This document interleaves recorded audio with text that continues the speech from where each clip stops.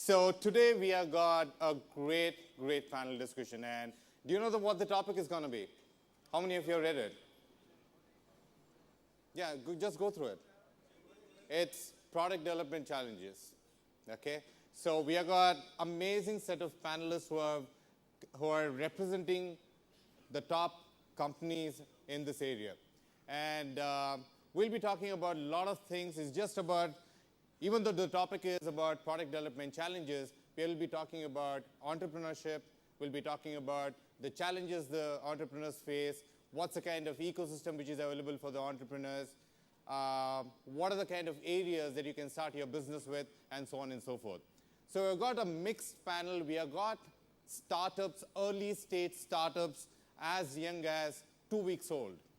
We have got startups who have just started the company, and we have got startups who have started the company in 2010, 2011 timeframe, and we also got companies who have been there in the industry for last 10 to 12 years. Without further ado, let me invite on stage Prashant Singh, who is CEO of Signals.net. Prashant. Yeah, you can take that seat. The next person on stage would be Vivek Pandey, who is GM E-commerce Times Internet Limited. Vivek.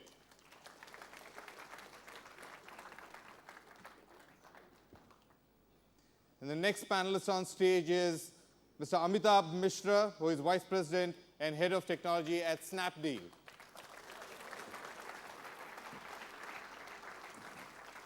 And the fourth person on stage is Mr. Archit Sharma, who is Vice President, Product Management and Marketing at Value Technologies.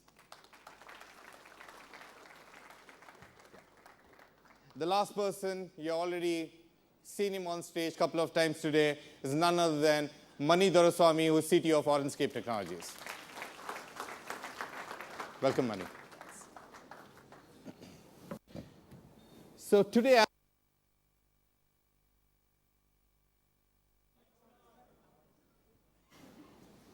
hello. Hello. Okay.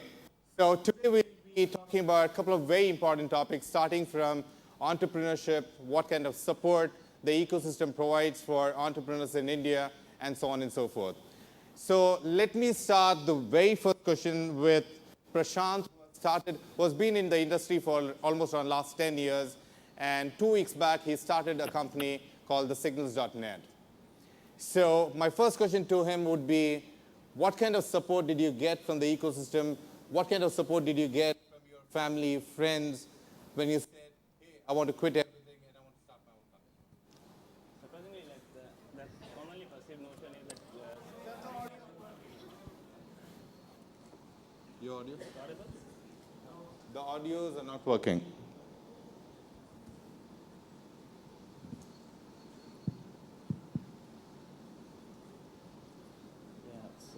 it's audible now. Yeah, go ahead. So commonly perceived notion is that startup is not something which is encouraged all the time, and people are risk averse and all.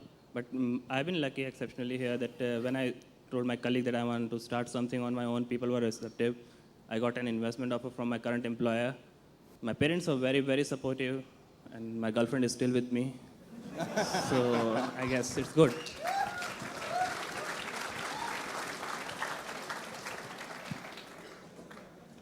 Okay, so what kind of investment do you think about earlier days when you're talking about a scenario around 5 to 10 years back, when, let me talk about a scenario where you started your company in 2003.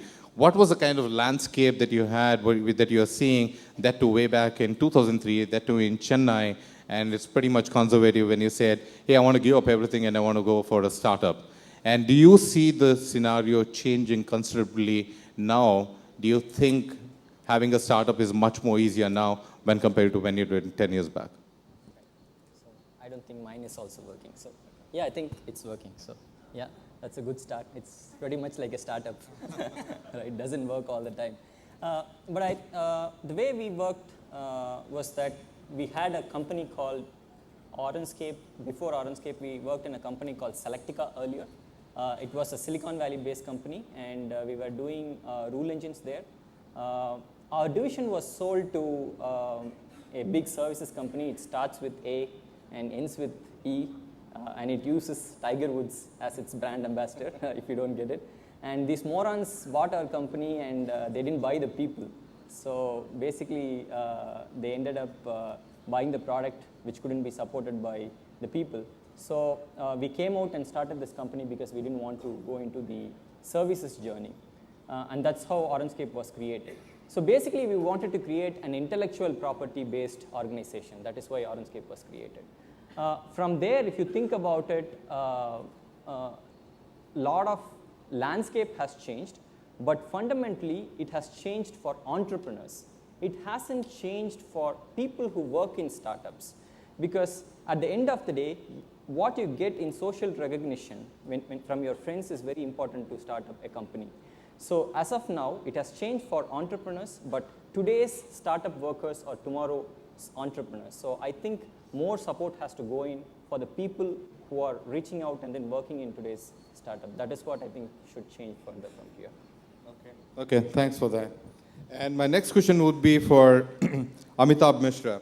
So at Snapdeal, what are the kind of categories that really seem to be working? Because you seem to be in a lot of categories. Out of around 20, 30 categories that you are in, what are the categories that you're really seeing a lot of traction, especially in India? I think electronics would be one of the top ones.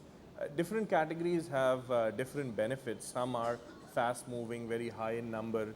There are others which move less, but have a lot of value, like in terms of revenue. And there are yet others which have high margin. So our deal space, for example, was high in terms of margins.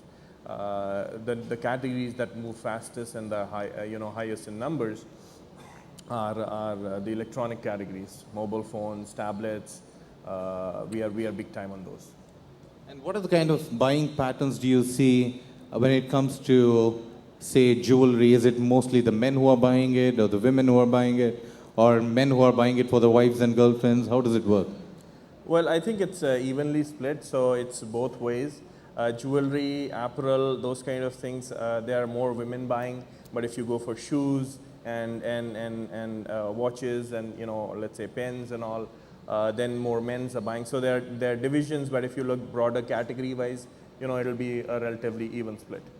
Okay. So you started in 2010. So what's the kind of learning that you have seen in terms of the consuming patterns? Is it anything in terms of strategy that you considerably changed when you started in 2010 to the kind of strategy that you're having now? For example, it could be your the mobile strategy itself. Do you think mobile is big? Do you think the presence is pretty much essential for a company like yours? Well, I think one of the things that is the underlying force is that people are very, very rapidly adopting the internet. And then there are early adopters, and then there are people who follow the early adopters. Now, the early adopters is generally the young crowd who are, who have disposable income. They quickly learn the internet, and so they have a lot more affinity towards electronics and fashion stuff and so on. And so basically, what we have to see is the demographic profile and who are the early adopters and what categories they are interested in. That's why we see so much traction on mobile phones and such. But then later on, they influence the rest, and now we have a very large consumer base. We have over 15 million subscribers, and we see things catching up on other categories as well. So depending on which category you are operating on and what stage of offering, it depends on what kind of consumers you have. Okay. There's just a humble request. Please, there's a lot of background noise which you are getting, and it becomes very difficult to concentrate when we are speaking out here. So if you can just speak into each other's ears, I think that will be much more appreciated than speaking loudly. Okay. So my next question would be to Vivek. So Times Internet has been there for over 10 years now. And my question would be, again, similar to what I asked. How has the consumer preferences changed over this last 10 years? And what are your biggest learnings at Times Internet? Sure. So I think, am I audible? Yeah. So I think one very important thing to sort of understand is that online retail is very different from your traditional retail. So while you do know all the time that customers are coming in and they are buying from your site, But to live in the assumption that you know those customers, you understand where they are coming from, even some certain thing as simple as whether it's a man or a woman, is something that's very easy in traditional retail, but it's very, very difficult in online. So I'll give you an example. I looked at the demographic pattern as one of, say, Google Analytics or Comscore or these various analytics companies will tell you. Any online company would have the same mix of male and female audience, 70-30. So because these, the methods of trying to understand your customer are so basic, and at the same time you are sort of trying to make the customer quickly check out. So you don't really want to stop the customer in his tracks and ask him 10 different questions about who you are, where you come from, right? So all the time you are ultimately relying upon technology to tell you who these guys are. So these transactions and this understanding of these customers is very faceless, right? So that is just a sort of caveat that you have when you're looking at talking about things like who my customers are, what they are. All these things are to be taken with a pinch of salt. But yes, in the past 1 or 2 years, what we have seen is this huge wave of, first of all, tier 2 cities picking up. Usually you expect that, folks from Delhi, Mumbai, Hyderabad, Chennai, these would be the main buyers. But, we get buyers from cities that we have probably not even heard of. We get to know that these cities exist by looking at our data, right? And the kind of stuff that they are buying is really amazing. So, we get L'Oreal Cosmetics and Revlon and those kind of stuff coming from remote cities. Mainly because, and then we try to understand why this is happening, because those folks out there have the money, by various businesses that they're doing, the kind of occupation that they're doing in whatever cities they are, but they're not able to access the brands. Large retail chains, malls have not reached those places. And I think that's a very interesting pattern that we are observing. I think all the e-commerce companies are seeing that in a big way. Big brands, big ticket items getting sold in the remotest of cities. And I think it's only about enabling those customers even more, because I think broadband has not penetrated that fast. So maybe mobile will get big and you'll be able to enable those customers more. TV shopping, shopping over the phone, these might pick up.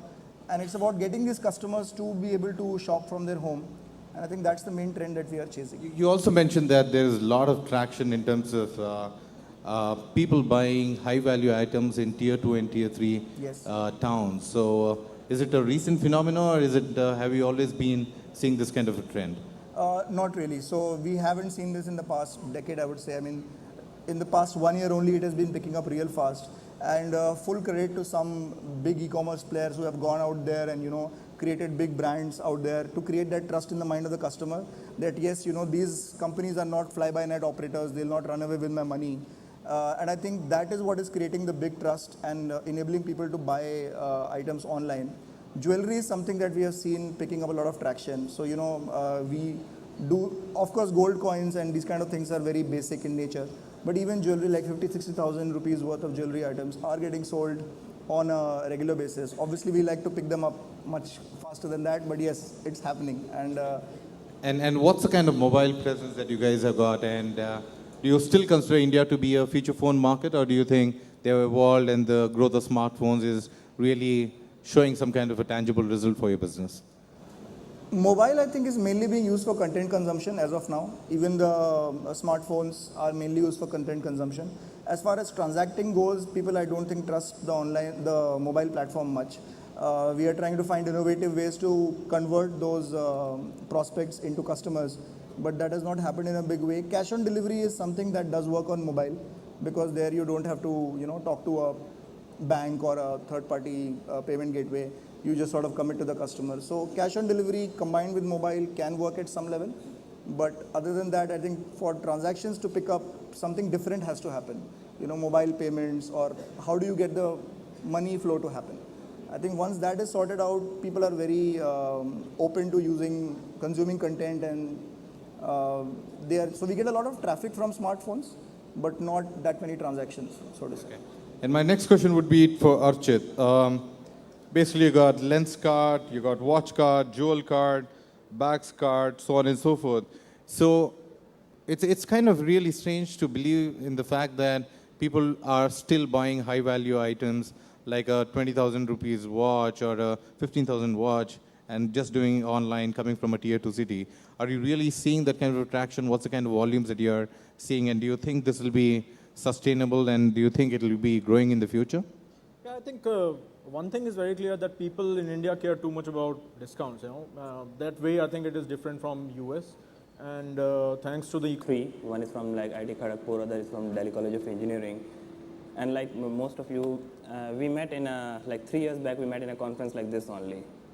Okay, and from there we kind of started working together. We used to like meet on weekend and hack together, build some prototype, discuss technology related things and all. So we kind of developed, and they used to come to me for advice on some project they were working on in college. And so I kind of saw themselves shaping very beautifully over the course of 2 years, and then we decided to take the leap together when we had the right idea and all. See, a lot of people who are in the audience, I know like they want to start a company and they're looking for a co-founder. One of the fundamental thing which I've seen a lot of people doing wrong is... Prashant, can you be a little louder? Yeah. Yeah. Okay. Yeah. So one of the fundamental wrong thing which people tend to look is they look for quote like technical co-founder. You know, don't look for skill. Don't look for skill because skill will become irrelevant 6 months down the line if your company is anything worth.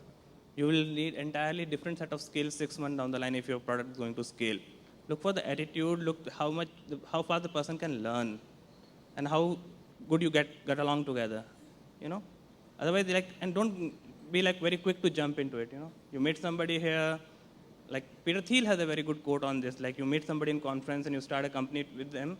Other day it's like getting married to the first person you meet in Vegas. You know. Chances are that like you can find a good person, but mostly it's like gonna fail. So you should give yourself some time, and then take the jump. I think that's the Okay. So what's been your journey, Mani? Yeah. So it always looks, the grass is always greener if you look at it from the other side. The grass is always greener if you look at it from the other side. My tip would be go for people whom you know. Go for people whom you have worked with earlier company. I mean, for some of you, it might be a harsh reality. For example, if you look at Orangecave, the company's CEO, CTO, and in fact, Dinesh, whom you saw in the morning, all of us come from Selectica earlier. We have been working together for more than 10 years.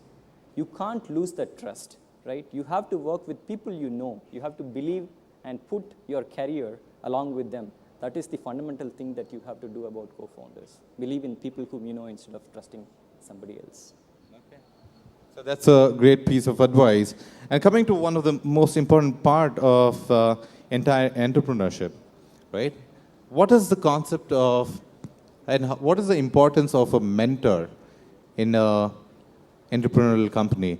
And what role does a mentor play? Because does a mentor, is there a formal kind of a relationship between a mentor and a mentee? Or does he finally become a part of board of directors? And if he's really senior and if you're really junior, do you get into a scenario where it's one-way traffic where you have to listen to whatever he has to say? So how do you come out with a proper mechanism where you got a trusted mentor and he remains as a mentor, and he doesn't get involved in your day-to-day activities? Right. So India is a country for free advice, right? Right from your uncle to grandfather, everybody gives you advice. So the thing about mentors is you find people who have good connects. For example, if you look at Silicon Valley, VCs have connects to PRs, and mentors have connects to VC. So you need to have a mentor who has skin in the game, who understands that what it needs for your company to be taken to a new high level. So I think go for mentors who can give you access to VCs or PR or even to customers. That would be my advice for mentors. Okay. So what do you think about this, Prashant? Do you have a mentor currently? Yeah, I have a couple of mentors. Like one of them is like my ex-boss. We get along very well, surprisingly. Yeah, so I think of it a slightly different way. So like there are people who can provide you connection and who can open door for you, who can be on your board, and then there are mentors. You should see them, like you should maintain a clear distinction between these two. Because a mentor is someone you can basically share your insecurity with, share your doubt if you have certain skill gap, or let's say you assume yourself to be a bad people manager. Maybe I'm a very good technical guy, but I'm not good at people management, or there are certain other aspect of personality on which you need to work upon. You can share this thing to your mentor, But you cannot possibly share this thing to your board of director because they have to take a call someday. And then you can't say, I'm the fit man. You always have something to work upon, You're not perfect from when you start the company. I strongly believe that you should keep these two things separate. That's my take. Okay. So coming to another important aspect of raising capital, how easy or difficult is it to, this for Archit, how easy or difficult it is to raise capital in the current scenario? Are there VCs who are open to such technology e-commerce companies as of now, or there's still a lot of validation which you have to go through each and every time? So I think in the last 3 years, we have seen significant rise in the amount of investment that is going into startup companies. And it started with the mania to invest into e-commerce, which has gone down substantially. And now people are focusing more on the value created by the company rather than just the number of subscribers or the users that people are garnering. Margin earlier was not being taken into account, it was the reach that you can provide. But slowly people have realized that with this much of competition coming into play, values have to be, developed. The company has to deliver finally at the end of the day. And with that, I think good companies which are providing value, which can actually generate some kind of cash at the end, are definitely companies which are getting invested into, right? But in the last, I think, 18 months, we have seen some companies folding up in the same domain. And I think funding is available for the companies which can deliver. I think that's the bottom line. Okay. And coming to having your operations overseas, why do you feel that India is still the market, and why you guys are not thinking anything outside India? Have you got any plans of looking at overseas operations? So we do ship outside India. Some products we do ship outside India, but some of the products are constrained because of the company brand, the brand limitations that we are not supposed to ship them. Apart from that, cost constraints are also there. You cannot really expand exponentially across. Marketing costs involved in Europe as well as US are much higher. So unless you can, kind of generate the same kind of ROI on the money that you spend on marketing, it's not easy to expand. But yes, we definitely plan to do that in coming future.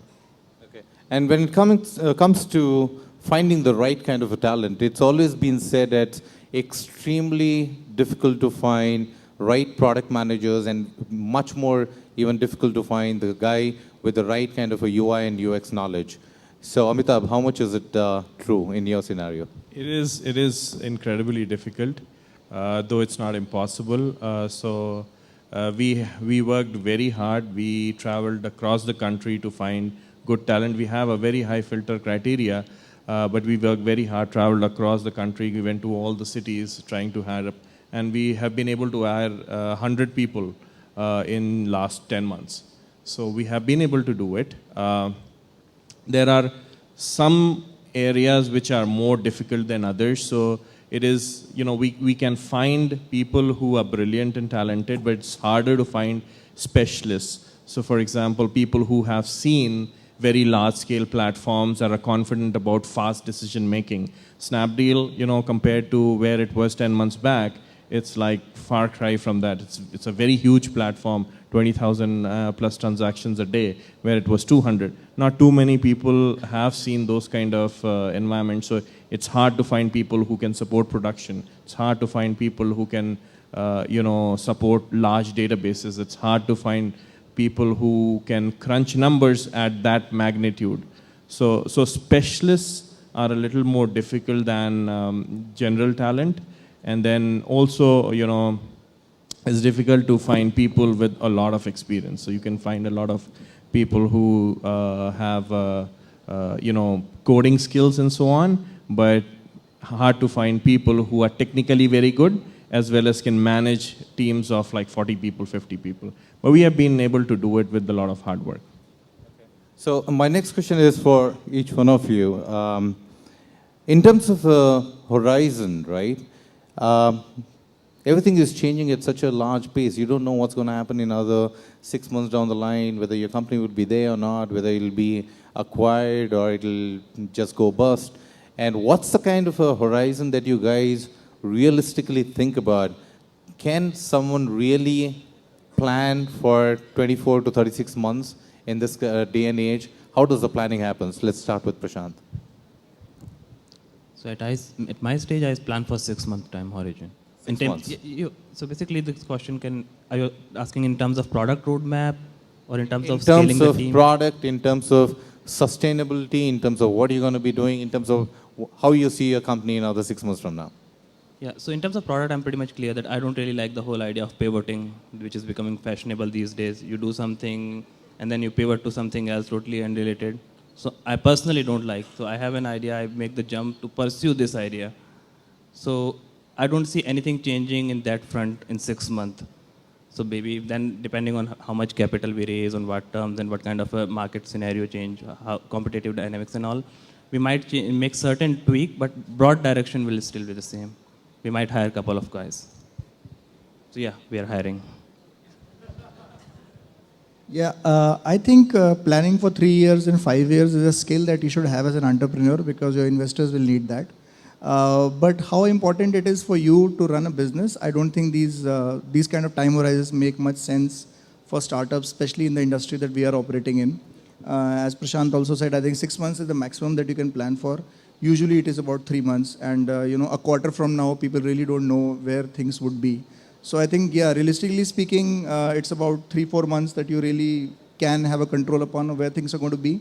And yes, you should have the skills to make 3 years and 5 years plan. That really helps. But does that work for your company? I'm not too sure. Amita? Well, for a startup, planning in terms of year doesn't really work. I mean, you think of in order of weeks and months, not years at all. But we do have some thoughts. So initially, when we moved to our new building in, our headquarters in Okhla, we thought that this building is going to last us for at least 2 years. And we ran out of that space in 2 months. Then we took another building and thought, okay, now this time it's going to last us, at least, a year or longer. And we again ran out of that space in another 2 months. So, it's futile. You don't know what's going to happen. You just count your weeks and your months rather than, years. Yeah, Chit. So while I agree with what they are saying, I think from the point of view of raising funding, you should have a longer roadmap in front of you because investors always kind of appreciate what kind of direction you can give them in a PPT or whatever explanation you're having with them. You may not be able to, follow it through. You might have to improvise, let's say, every 6 months, 3 months, whatever time frame that you face, the consumer behavior is changing, the buying patterns are changing. But all in all, your hiring, the kind of place that you're looking for should be planned for at least 6 months to kind of 1 year time frame. Money? So startups are all about taking a specific vertical or a niche which big companies haven't done it yet, right? So there is a very small window of opportunity for every startup. So if you look at, for example, Twitter occupied a window of opportunity which was not taken by Google, for example. So you need to find out what is that window of opportunity, and that is usually unpredictable. So while you can present a business plan, you as well as the investor knows it's on the air. So in reality, you have to have a business plan that is only for your actionable items, not really for tracking your business plan. So you need to continue to have your business plan, but remember, startup is all about experimenting in the open. Even Google does that. So think about the model of startup. You will experiment in the open, and you should be willing to adapt to change as the market dynamics change. Okay, cool. So again, one tricky question for you, Mani. So startups are always dying for, in terms of manpower. They are always having lack of manpower. And you have to find a guy who is a multitasker. Okay, a guy who can do coding, guy who can do testing, guy who can do UI, blah, blah, blah, everything under the sun, right? And that's a very difficult talent to find.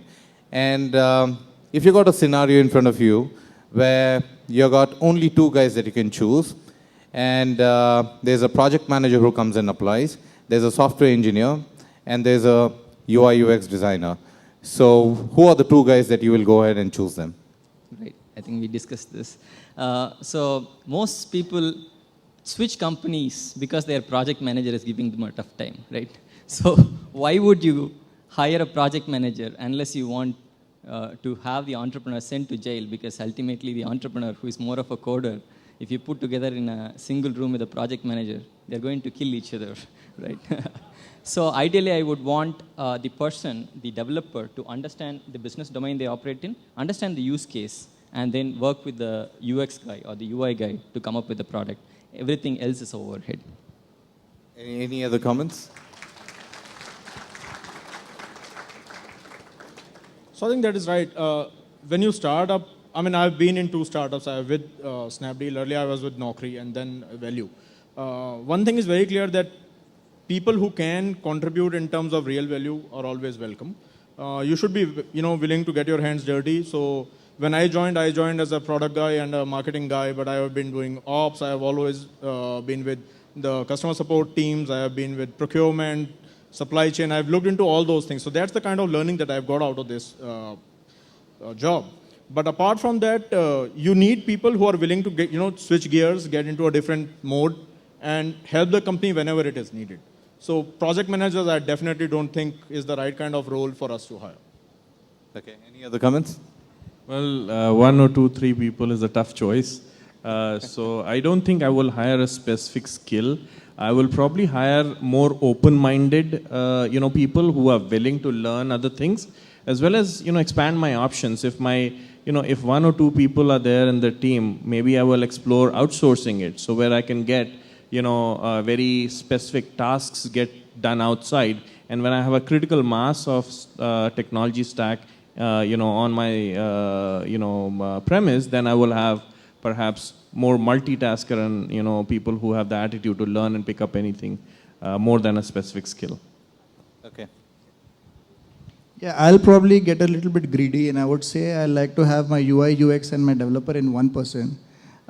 Usually you can find such people. It's not that hard to find a designer and a developer in the same guy.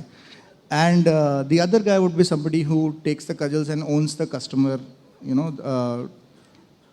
keeps the customer touch going, tries to understand what the customers are looking for, responds to customers' feedback, actively keeps taking that feedback and incorporating that feedback, giving it to the developer/designer. So I think that one person who owns the customer experience and gives the feedback to the designer/developer, those two together would be enough to get a startup going. And I think project manager is relevant only when there is a project to manage. And anything that is doable by 2 people shouldn't really be called a project. It's just a passion. So, and passion doesn't need to be managed. So I think those are the 2 people I'd go with, and that should be good to get a startup going. Okay. So, there is a lot of inherent fear for a lot of people who got, during my breaks, I met a lot of people who came and asked me, I have got this XYZ idea, and I'm scared to start. I don't know whether it's going to be good, bad. Everyone came to me and said, you know what, I got a silly idea, can I talk to you about it?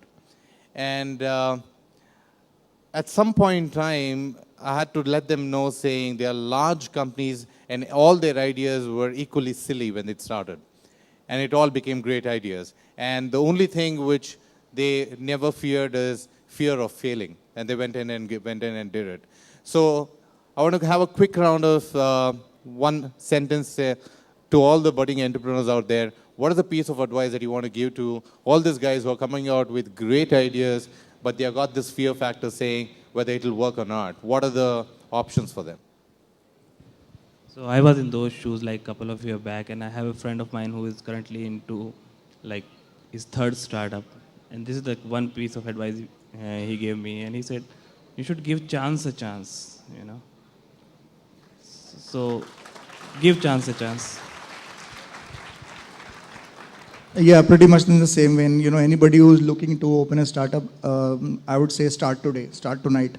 I think, coming to a place like this, the whole idea should be to get that whatever inhibitions you have out of the way.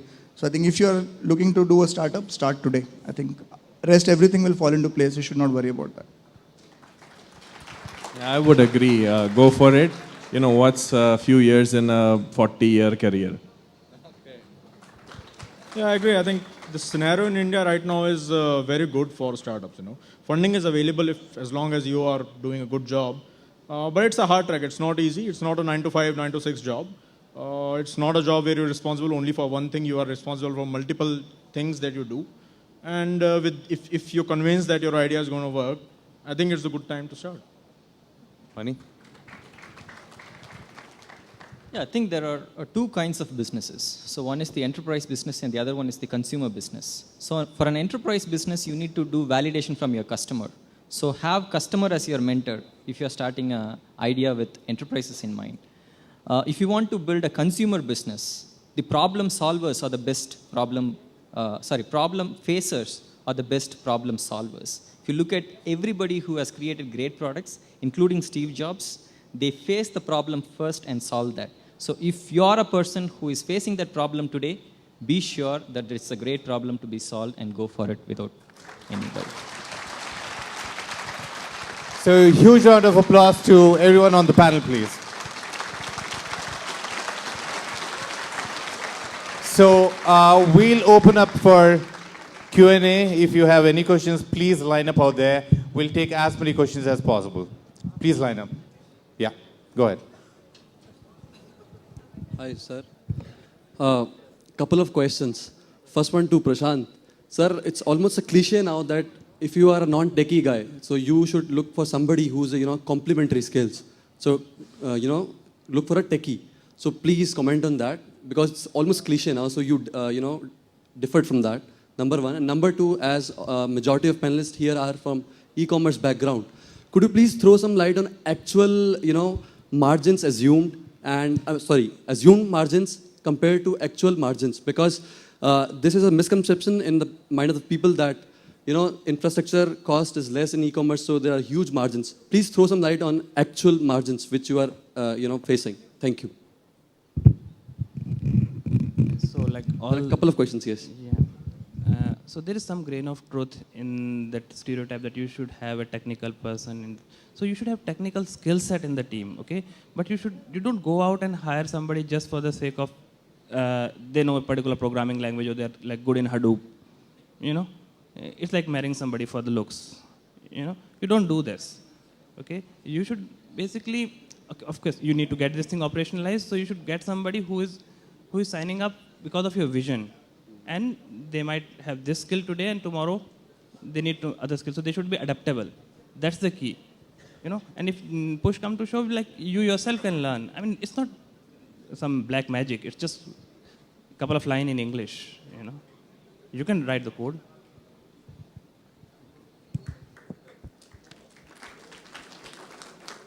Yeah, we'll have the next person. Second question is... So I'm not sure what actual margins have to do with technology costs. I mean, technology costs are what they are, whether you do it in a startup or, otherwise. Startups are generally more frugal.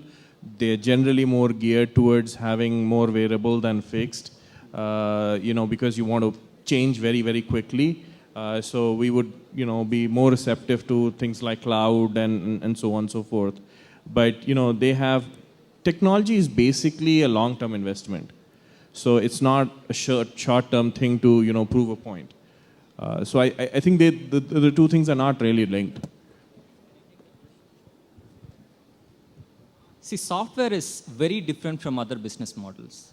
Now, think of having a normal, let's say, HUL, taking hammam soap and then giving it for free for 10 months and then say, we will upgrade it to freemium version after 10 months. It's not going to happen. Simply because software is the only industry where you can create a product and then the replication of the software, the cost of it is zero, right? In everywhere else, it at least costs raw material. So technology is very difficult to cost by means of how much investment you had made. It depends on how much you sell, right? So the cost of product, therefore, is based on how good the product sells in market, not really based on the technology cost. Thank you. Hi, sir. My question is for you. Being a startup and being in operation for last 6 months, we have seen a huge demand for our service of enabling SMEs into digital and social. So the major roadblock that we are facing right now are payment gateways, which are not that user friendly for our users, where, you know, kind of services that we have abroad like PayPal and Google Checkout, and there is no real viable option available. So what is the industry, So we at Google, we are really are stuck at a regulation standpoint, where unfortunately we are working on it day in and day out. It's just a regulatory standpoint with the government, because of which we are not able to bring that out. But having said that, there's a dedicated team who is working on the payment part of it at even Google. as far as like Android is considered, we cannot even sell an app. So again, we are working on it from the payment model perspective. There's a dedicated team, and the checkout team is working on it. And for App Engine, I asked a question in the afternoon that why doesn't it support PHP for now, and how long it will take to support it? That we can discuss offline here. Okay, thank you. Yeah, for startups, what I believe is there are two types of companies. One is a purely product-based company, and another is a service-based company. And when you go for a product-based company, there will be a lot of cost involved at the beginning. And what should be the strategy? Let's say, there can be some companies which are a combination of both. One is product-based as well as, they are providing services so that their operational cost and everything is covered. So what is a great strategy? Okay, yeah, so they are very different industries. You shouldn't try and combine that. Think about it like this, right? For the sake of initial revenue, you go for services company, it's a one-way path. Because what tends to happen is you might have the best engineers from your team moved out into a product team, right? But then when the cash flow problem hits, you're naturally going to take out the best engineer who is going to work in a product, because it's going to take 3 years to cover your, take out your investment that you made and then move him into a billable project. So never do this hybrid thing. You either choose services or you choose product. If it's products, it is inherently high risk game, because you're going to take money only after 3 years. So go for proper VC funding. If it's services business, you can try and go for organic growth. Yeah, I'll slightly disagree with Mani here. I don't think there are two kinds of companies, a product company and a services company. There's only one kind of company, which is a customer company. So if you get hung up on things like whether you're a product company or a services company, somewhere you're going to limit yourself to 2 year, 3 year, that kind of horizon, right? If you look at the Microsofts and the IBMs of the world, the way cloud computing has evolved, they started with product companies. Now they're offering services from the cloud, and the same products, which are earlier products, will become services in some way. So I'm saying, ultimately, you should look at what is the kind of customer problem that you're trying to solve. Be really passionate about solving that problem, and whether that solution lies in a product or a service is something that will be for the ecosystem to define. That is something that you should remain open about. And yes, to start with, you need clarity, as Maria said it, for the first 2-3 years, you have to be a product company. But don't get hung up too much on that I'm a product company, so I'll never do services. Maybe 3 years down the line, the ecosystem will change and the solution will become a services solution rather than a product solution. So I think there is how do you define service? Is it like cloud as a service, where you are saying, okay, it's not captive on a subscription base? So the way he is defining service is that, and you say service as a project-based company, I think. Yeah, okay, the companies outsource their products. Yeah. So you develop products I for them. think, with all due respect, like they are two fundamentally different line of businesses. Okay. The common misconception is that project is a high gestation, high capital, upfront investment, high capex model. Not true for consumer internet companies. I'm trying to do one of those companies, and you can put a prototype out there very fast. Twitter was like tested in 2 weeks. Okay. And you have to get like, you don't need $1 million to test it out. You get some early adopter and you can get feedback. If you have like 10,000 active user of your product, you're doing something right. Okay? A baseline of a typical Android app store or iPhone app store is roughly 1,200. So if you put something, hello world program in Android app store, you can get 1,200 download. You don't have to do anything unless you make it excessively hard for a consumer to download it. You'll get 1,200. You put it out there for 2 months, get some download, see how people are interacting with it, whether it's appealing to them. And once you find that product market fit, you can then scale. Then people will fund you. There are rational people out there. Thanks a lot. Yeah. Good evening, everyone. Sir, my question is from the person from Snapdeal. Sorry, I can't get your name. See, I went to your site and the price of a product is 20,000 rupees and there's a discount like which says 15,000 rupees on that product. But when I really go to the market, the price of the local retailer, like there's a group of people over there with the e-shop, and they are selling it for 14,000 rupees without any negotiation. So, would you like to comment on it? Well,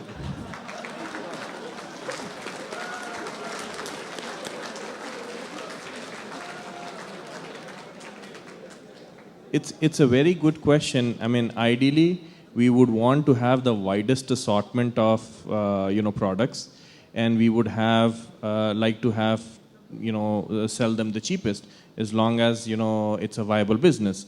Why wouldn't we want to do it? There are just too many things, and there are too many things that are changing too fast. So while we build our technology and platforms, it's an enormous problem to be solved. What appears to you for your interest as one product, on our side, it could be 20 million products whose prices on average are changing like 50,000 products price change every day. So it's an enormous technology problem. It's a goal that we would wish to accomplish, but it's a mighty challenge. So we will want to do that. Thank you, sir. So my question is to you, why have multiple domains? You have Flipkart, you have Lenskart, you have 3-4 domains. Why have different domains for the same, same business, sir? Which ones do we have, really? So the customer is not going to type in 10 domains for 10 different products. Yeah, so the point is that we don't have separate domains. We have domains which are cross-connected. So if you land up on one domain, you can go to the other domain. The point of having separate domains is that we want to have a niche shop. We don't want to enter into 15 different businesses. There are companies which are providing anything under the sun on the same portal, whereas we want to go deep and wide into whatever category we operate in. And to have a niche domain, we would like to keep our domain separate. For example, if you want to buy a watch, you can choose to go to, let's say, a Shoppers Stop, or you can choose to go a proper watch shop which sells only watches. And for us, we believe that whatever business we are running is a bread and butter for the guy who's the business head for that, and he should have complete control over the site that he's running. Okay, so it's about the user experience for that business. One is the choice that you offer to the client, and second, whatever deep buying, wide choice that you offer to the client, it makes more sense to have separate domains so that you can also procure the item that you're selling at a better margin. Thank you. With that, we come to end of panel discussion. Hope you liked it. So one thing I want to conclude on is it is pretty much imperative that there shouldn't be any kind of a fear when you're thinking about startups. And as you heard from the experts, the panelists, this is the right time for the startups. And the ecosystem is there to help you out. And we would like to see many more Googles and Microsofts coming from a country like India. Thank you very much.